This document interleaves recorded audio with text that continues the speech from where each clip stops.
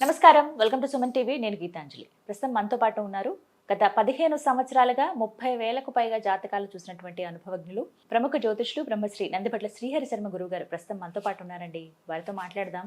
ప్రత్యేకమైన విషయం ఏంటంటే ఇవాళ గ్రహణాలు. ఒకే నెలలో రెండు గ్రహణాలు చూస్తున్నాం. ఒకటి మనకి పౌర్ణమి రోజు గడిచినటువంటి చంద్రగ్రహణం కావచ్చు, ఇప్పుడు అమావాస్యకి సూర్యగ్రహణం. మనకు అసలు ఎక్కడా భారతదేశంలో కనిపించదు అంటున్నారు. కానీ భౌగోళికంగా చూసుకున్నా ఎలా అయినా సరే రెండు గ్రహణాలు ఏర్పడ్డాయి కాబట్టి ఎలాంటి పరిస్థితులు మున్ముందు రాబోతున్నాయి, వీటి గురించి తెలుసుకుందాం. గురుగారితో మాట్లాడదాం. గురుగారు నమస్కారం అండి. వాగర్థ వివ సంపృక్తౌ వాగర్థ ప్రతిపత్తయే జగతః పితరౌ వందే పార్వతీ పరమేశ్వరౌ ఆదిత్యాయ చ సోమాయ మంగళాయ బుధాయ చ గురుశుక్రశనిభ్యశ్చ రాహవే కేతవే నమః. శృంగేరి జగద్గురు పీఠాధిపతులకి, కంచి పీఠాధిపతులకి నమస్కారములు తెలియజేసుకుంటూ కార్యక్రమాన్ని ప్రారంభిద్దాం.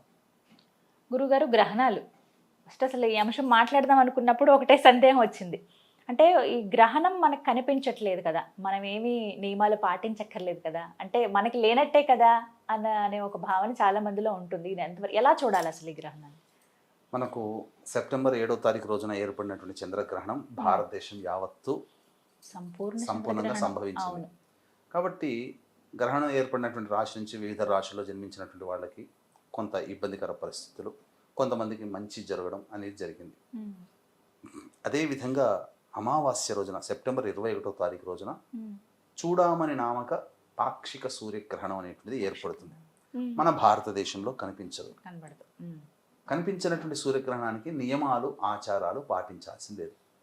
ఆచారం ఏంటి? చక్కగా ఇల్లంతా కూడాను శుభ్రపరచుకోవడం, పట్టు విడుపు స్నానం చేయడం, నిల్వ ఉంచినటువంటి ఆహార పదార్థాల్లో దర్భపోచలు వేయడం, ఇంట్లో దర్భపోచలు వేయడం, మళ్ళీ విడుపు స్నానం అయిన తర్వాత మళ్ళీ ఇల్లంతా శుభ్రం చేసుకోవడం, పూజా మందిరం శుభ్రం చేసుకోవడం. తర్వాత ఏ రాశిలో వచ్చింది, ఏ రాశిలో వాళ్ళకి మంచి జరుగుతుంది, ఏ రాశిలో వాళ్ళకి చెడు జరుగుతుంది అని చెప్పినప్పుడు ఆ చెడు జరిగేటువంటి రాశిలో జన్మించినటువంటి వాళ్ళు తెల్లవారు లేచి సంబంధించినటువంటి దానాది కార్యక్రమాలు చేసుకోవడం, గ్రహణ దోష నివారణ, ఇలాంటివన్నీ ఆచారాలు. నియమాలు అంటే ఆ సమయంలో ఎటువంటి పదార్థాలు భుజించకపోవడం, జుట్టు కత్తిరించుకోకపోవడం, గడ్డం చేసుకోలేకపోవడం, అలాగే మైథునం పనికిరాకు, దాంపత్యంలో ఉండకూడదు, గర్భవతులు ఆ యొక్క వచ్చేటువంటి గాలిని పీల్చకూడదు, బయట నుంచి వచ్చే గాలిని. ఇలా మనకు చెప్పబడిన నియమాలు. అయితే కనిపించినటువంటి గ్రహణానికి ఇవన్నీ ఏమీ పాటించాల్సిన అవసరం లేదు. లేదమ్మా. ఇది న్యూజిలాండ్, ఆస్ట్రేలియా, పసిఫిక్ మహాసముద్రం, అంటార్కిటికా నగరం ఖండాలు, అలాగే ఫిజీ వంటి దేశాలలో మాత్రమే కనిపిస్తుంది. కాబట్టి ఆయా ప్రాంతాల్లో నివసిస్తున్నటువంటి ప్రజలందరూ కూడా పాటించాలి. కానీ భారతీయులే కొంతమంది ఉన్నారు కాబట్టి వాళ్ళు పాటిస్తే సరిపోతుంది. ఇక్కడ ప్రధానంగా ఉండేటువంటిది ఏంటంటే, గ్రహణం అనేటువంటిది వచ్చినప్పుడు దానికి సంబంధించినటువంటి ఇబ్బందికర పరిస్థితులు ఏ రాశిలో ఉంటుందో ఆ రాశిలో కొన్ని వాళ్ళకి మంచి చెడు జరుగుతాయన్నమాట. ఇప్పుడు రెండు వచ్చాయి కదండి, అటు ఒకే నెలలో చూసుకున్నా కూడా. ఇప్పుడు గతంలో కూడా ఒకసారి మార్చిలో అలాగే జరిగింది. అవును, సూర్యగ్రహణం, చంద్రగ్రహణం రావడం. ఇప్పుడు కూడా అలాగే చూస్తున్నాం. సరే, మనకు కనిపించినప్పటికీ కూడా ఏర్పడుతుంది కదా, అది మనకు తెలిసిన విషయమే. కొన్ని దేశాల వరకు కనిపిస్తుందని అన్నారు. ఆ ప్రభావాలు ఎవరి మీద ఎక్కువగా ఉంటాయని అంటారు? అసలు ప్రభావంగా మారుతుందా? మారితే గనక ఎలాంటివి చూపిస్తుంది? మీకు బెస్ట్ ఎగ్జాంపుల్స్ చెప్తాను. నాకు బాగా తెలిసినటువంటి కుటుంబంలో మీన రాశిలో జన్మించినటువంటి వ్యక్తి సంపూర్ణ చంద్రగ్రహణం సందర్భంగా చూసినప్పుడు పిల్లలకి కొంత అనారోగ్య లక్షణాలు కనబడ్డాయి. అంటే జ్వరం రావడం, ఇవన్నీ కూడా. మరి గ్రహణం ముందే ఎందుకు రావాలి? యాదృచ్ఛికం కాదమ్మా. ఏ గ్రహణం ఏ రాశిలో పడుతుందో ఆ రాశిని బేస్ చేసుకొని కొన్ని రాశుల్లో జన్మించినటువంటి వాళ్ళకి కొన్ని ఇబ్బందులు తప్పవు. అంటే చాలామంది మనకు కనిపించడం లేదు కాబట్టి మనం ఏమైనా నియమాలు పాటించాలా, అవసరం లేదు, ఇవన్నీ అంటుంటారు. కానీ ఈ గ్రహణాలు అనేటువంటివి రావడం వల్ల సమస్యలు రావమ్మా. సమస్యలు వస్తున్నాయని చెప్పడానికి గ్రహణాలు గుర్తుపెట్టుకోండి, సూచనలు. చాలా మంది తప్పు అర్థం చేసుకుంటారు. గ్రహణాలు రావడం వల్ల అన్ని ఏదో చెడు చెప్తున్నారు. గ్రహణాల వల్ల చెడు జరగదు. చెడు జరగబోతుందని గ్రహణాలు సూచనగా చెప్తుంటాయి. అందుకనే గ్రహణాలు మాట్లాడతాయి, గ్రహణాలు చెబుతాయి. ఇది బాగా ఎలా చూడాలంటే సంబంధించినట్టు చూసుకుంటే, ఈ 21వ తారీఖు రోజున అనగా ఉత్తర నక్షత్రంలో ఏర్పడుతున్నటువంటి పాక్షిక చూడమని నామక సూర్యగ్రహణ ప్రభావం వలన ఉత్తర హస్త నక్షత్రాలు, అలాగే పుబ్బ నక్షత్రం, పుబ్బ, ఉత్తర, హస్త మరియు చిత్తా నక్షత్రం కూడా. ఈ 4 నక్షత్రాల్లో జన్మించినటువంటి వారు ఆయా ప్రాంతాల్లో కనబడేటువంటి ప్రదేశంలో ఉంటే వాళ్ళు చూడకూడదు. కానీ ఈ 4 నక్షత్రాల్లో జన్మించిన వాళ్ళకి మాత్రం కొంత ప్రభావం అనేది, దుష్ప్రభావం ఉంటుంది. కన్యా రాశిలో ఏర్పడుతున్నటువంటి కారణం చేత ప్రధానంగా వృషభము, మిథునము, సింహము, కన్య, తుల మరియు మకర, కుంభ, మీన ఈ 8 రాశుల్లో జన్మించినటువంటి వారికి దుష్ప్రభావాలు ఉంటాయి. మంచి ప్రభావాలు ఎవరికి? మేషరాశికి, కర్కాటక రాశికి, వృశ్చిక రాశికి, ధనుస్సు రాశి వారికి శుభాలు. మిగతా రాశిలో జన్మించినటువంటి వారికి అశుభ ఫలితాలు ఉంటాయి. ఈ అశుభ ఫలితాలు అనంటే ఏదో తాటిపండు మీద పడి అన్నట్టు కాదు. కష్టాలు ఉన్నటువంటి వ్యక్తికి ఇంకొద్ది కష్టాలు ఎక్కువ అవుతాయి. అనుకున్న పని గంటలో అవ్వాల్సింది 2 గంటలు, ప్రతిదీ టెండర్లు రావాల్సింది వాయిదా పడుతుంది, ఉద్యోగం వాయిదా పడుతుంది. ఇలా మనిషికి ప్రశాంతత లేని జీవితం మానవ జీవితంలో ఈ గ్రహణాల వల్ల కలుగుతాయి. కాబట్టి అటువంటి దోషము రాకుండా పరిహారాలు చేసుకోమని శాస్త్రం చెప్పబడింది, దానాది కార్యక్రమం చెప్పబడింది. అందుకే దీన్ని దృష్టిలో పెట్టుకుంటే ఇక్కడ మనం చూసుకున్నట్లయితే చంద్రగ్రహణం నాడు చూసుకుంటే కొన్ని రాశుల వారికి సూర్యగ్రహణం. కాబట్టి టోటల్గా చూసుకున్న అన్ని రాశుల వారికి ఒకే నెలలో 2 గ్రహణాలు రావడం వల్ల అన్ని రాశుల వారికి సంబంధించినటువంటిది ప్రభావం ఉంటుంది. రాశుల పైన ఖచ్చితంగా ఆ ప్రభావం ఉంటుందని చెప్తున్నారు. కాబట్టి ఎటువంటి పరిహారాలు చేసుకోవాలి, ఎలా చేసుకోవాలి? కనబడే చంద్రగ్రహణానికి అందరూ మొన్న చేసుకున్నారు, కనబడని సూర్యగ్రహణానికి మనం చేసుకోవాల్సింది లేదు అని అంటారు. కానీ ఈ గ్రహణ ప్రభావం కొన్ని రాశుల వారికి తదనంతరం వాళ్ళు అనుభవిస్తారు. అనుభవించినప్పుడు చూడాలి. అనుభవించడం అంటే వాళ్ళకి తెలుస్తుంది అప్పుడు, అరే ఈ గ్రహణం తర్వాత మనలో ఏదో మార్పు వచ్చింది, కొంత ఇబ్బందులకు ఫేస్ చేస్తున్నాం అని చెడుగా ఉండేటువంటి రాశుల వాళ్ళకి తెలుస్తుంది. కాబట్టి నా వ్యక్తిగతమైన అభిప్రాయం ప్రకారం 12 రాశుల వాళ్ళు పరిహారాలు చేసుకోవాల్సిందే, పాటించాల్సిందేనమ్మా. చంద్రగ్రహణం కర్కాటక రాశి వారికి, వృశ్చిక రాశి వారికి చెడు అన్నారు. కానీ ఇదే సూర్యగ్రహణం కర్కాటక రాశికి, వృశ్చిక రాశికి అద్భుతం, మంచిగా మారుతుంది. మంచిగా ఉన్నాయి చెడు అవుతుంది, చెడుగా ఉన్నాయి మంచి అవుతుంది. కాబట్టి సర్వే సర్వత్రా ఉన్నవే 12 రాశులు. కాబట్టి 12 రాశుల్లో జన్మించిన వాళ్ళు చేసుకోక తప్పదు. కనిపించినటువంటి చంద్రగ్రహణానికి నియమాలు, దానాలు పాటించాలి. ఈ యొక్క కనిపించని సూర్యగ్రహణానికి ఏం చేయాలనంటే మన భారత కాలమానానికి మనం అన్వయింపజేసుకుంటే గ్రహణం ఏర్పడేటువంటి సమయాన్ని కనుక చూసుకుంటే 21వ తారీఖు రాత్రి 10:59 ప్రారంభమై తెల్లవారుజామున 3:23 వరకు సుదీర్ఘంగా 4:24 పాటు ఉంటున్నటువంటి కారణం చేత ఆ సమయంలో మేల్కొని ఉండగలిగితే ఇష్టదేవత ఆరాధన, శివ, లలిత, విష్ణు సహస్రనామ పారాయణం చేయడం. లేదు అనంటే మన పీఠం ఆధ్వర్యంలో దసరా నవరాత్రుల ప్రారంభ దినం 22వ తారీఖు రోజున రాత్రి మన పీఠం ఆధ్వర్యంలో గ్రహణ దోష నివారణ కార్యక్రమాలు జరిపించడం జరుగుతుంది. సూర్యుడికి, కేతువుకి గ్రహణాలు, అలాగే కుజుడికి సంబంధించినటువంటి జపాలు, హోమాది కార్యక్రమాలు కూడా జరుగుతాయి. అలాగే సంబంధించినటువంటి రుద్రసూక్త పారాయణము, గణపతి అథర్వ శీర్ష ఉపనిషత్ పారాయణము, అలాగే సుబ్రహ్మణ్య మూలమంత్ర హవనము, ఇవన్నీ కూడా జరుగుతాయి. చంద్రగ్రహణం నాడు చేసుకున్న వాళ్ళు కూడా సూర్యగ్రహణాన్ని చేసుకోవచ్చు. చంద్రగ్రహణం నాడు చేసుకోలేని వాళ్ళు ఉంటారు కదమ్మా, ఈ సూర్యగ్రహణం నాడైనా కానీ చేసుకుంటే ఆ గ్రహణ దోషం కూడా వీళ్ళకి తొలగిపోతుంది. ఎందుకనంటే గ్రహణం ఏర్పడినటువంటి నక్షత్రం మళ్ళీ తిరిగి ఆ నక్షత్రం వచ్చే సమయంలో లోపల చేసుకోవాలి. కాబట్టి ఏర్పడినటువంటి పూర్వభాద్ర నక్షత్రం తర్వాత మళ్ళీ వచ్చే పూర్వభాద్ర నక్షత్రంలోనే ఈ గ్రహణం ఏర్పడుతుంది. కాబట్టి ఈ సమయంలో చేసుకోవచ్చు. ఈ కార్యక్రమంలో నమోదు చేసుకున్నటువంటి వాళ్ళకి శక్తిపాతం చేసినటువంటి కరుంగలి మాల ఇవ్వడం జరుగుతుంది. ఇక మనం విషయానికి వచ్చినట్లయితే దానాది కార్యక్రమాలు చేసుకుంటే దానాల గురించి చెప్తారు కదండి. సూర్యబింబము, అలాగే సర్పబింబము దానం చేయవచ్చునమ్మా. ఇది గోధుమలు, ఉలువలు దానం చేయాలి. వీలైతే కందులు కూడా దానం చేస్తే చాలా. ఎప్పుడు ఇవ్వమంటారండి? నవరాత్రులు ప్రారంభమయ్యే రోజు ఇవ్వవచ్చు. గురుగారు, రాశుల పరంగా ఎలాంటి ప్రభావాలు ఉంటాయి, ఎవరెవరు ఎలాంటి పరిహారం చేసుకోవాలో తెలియజేశారు. ప్రకృతి పరంగా మాట్లాడుకుందామండి. ఎందుకంటే 2 గ్రహణాలు వచ్చినప్పుడు మీరు అన్నారు ఏదో ఒక సూచన అయితే చేస్తుంది ఈ గ్రహణం అని. మరి ఎలా ఉండబోతోంది మున్ముందు రోజుల్లో ప్రకృతి పరంగా కావచ్చు, భౌగోళికంగా? సాధారణంగా సంవత్సరంలో 1, 2 లేదా 3 గ్రహణాలు ఏర్పడతాయి. ఒక్కొక్క నెలలో ఒక్కొక్క గ్రహణం వస్తుంది. కానీ చాలా అరుదుగా ఒకే నెలలో 2 గ్రహణాలు రావడం అనేది చాలా అత్యంత అరుదు. అంటే నెల అంటే ఏదో జనవరి, ఫిబ్రవరి, మార్చి కాదమ్మా, మన తెలుగు నెలలు ఇలా చైత్రం, వైశాఖం, జ్యేష్టం, ఆషాఢం ఇలా. కానీ ఈసారి 2 గ్రహణాలు భాద్రపద మాసంలో వచ్చాయి.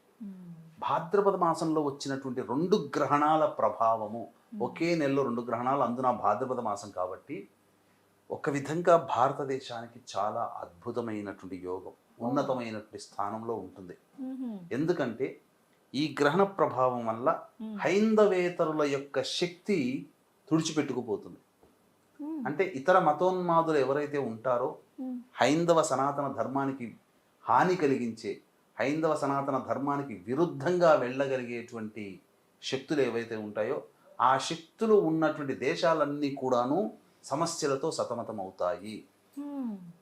దీని గురించి మనకు దత్త మైసూరు పీఠాధిపతి సంబంధించినటువంటి ఋగ్వేద పండితులు ఘనపాఠి సంతోష్ కుమార్ గారు చాలా వివరంగా ఈ భాద్రపద మాసం సంబంధించిన దాంట్లో తెలియజేశారు. వారు ఉటంకించినటువంటి విషయాలు కూడా ఇప్పుడు జరుగుతున్నాయి కూడా. ఏం చెప్పారు ఆ యొక్క సంబంధించినటువంటి దాంట్లో అంటే, హైందవేతరుల శక్తికి సన్నగిల్లుతుంది వాళ్ళ శక్తి అని. నేపాల్లో జరిగింది ఏందమ్మా, పబ్లిక్ హెసిటేషన్ వచ్చేసేసింది.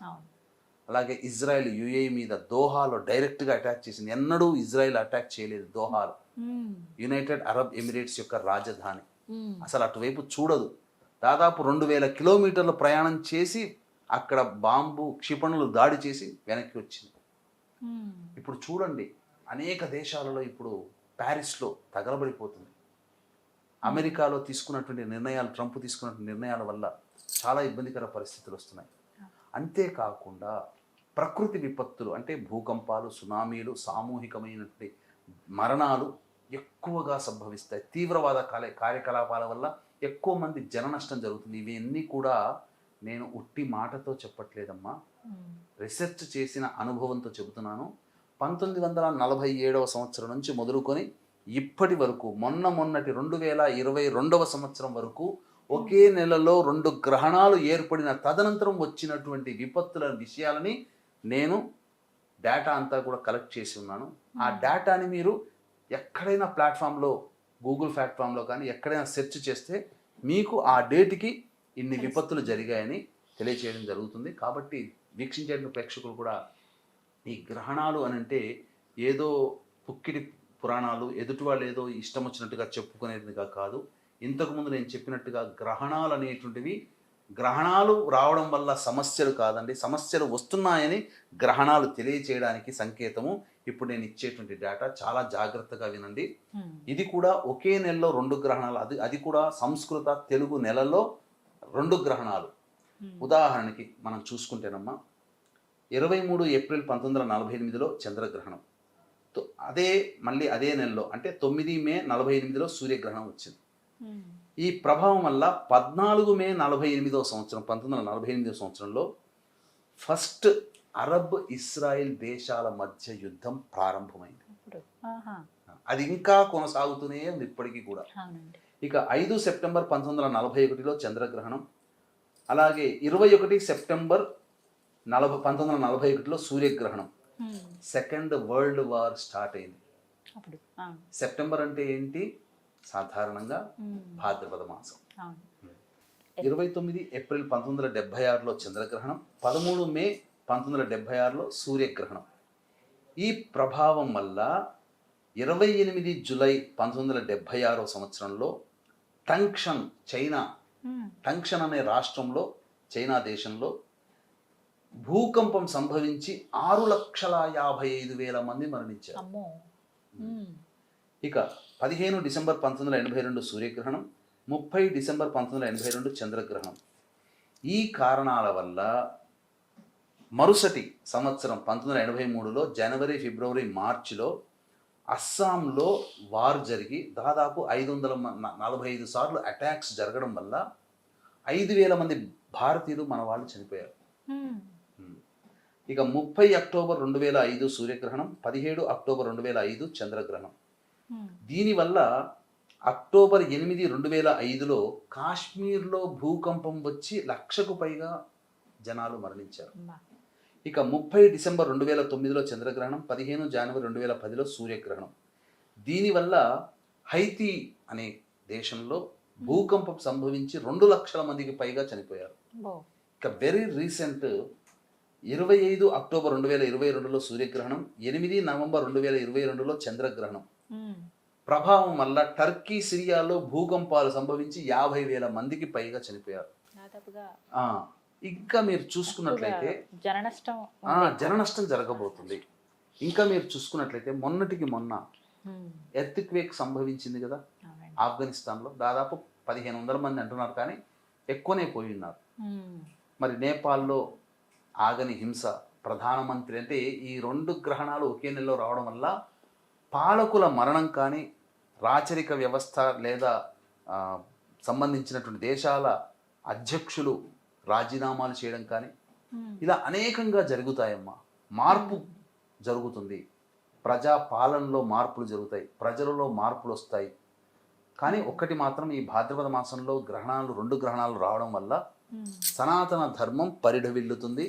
మన దేశానికి గురుస్థానానికి చేరుకోవడానికి మొట్టమొదటి తొలిమెట్టు అనేది అంకురం, బీజం ఇప్పటి నుంచి ప్రారంభమవుతుంది అంటారు. కానీ ఇది ఒక శుభవార్త అండి నిజంగా. తెలుసుకోవాలి ఇలాంటివన్నీ కూడా విషయాలు, అసలు ఏం జరుగుతుంది ఏమిటి అనేది. కానీ చాలా రీసెర్చ్ చేశారు గురువుగారు.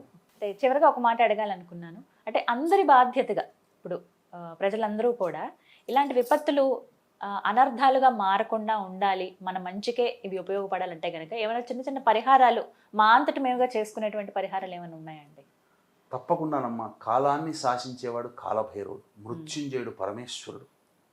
ఇక ఈ భూమిని అంతా కూడాను సదా రక్షించేటువంటిది సర్పము, అనంతుడు.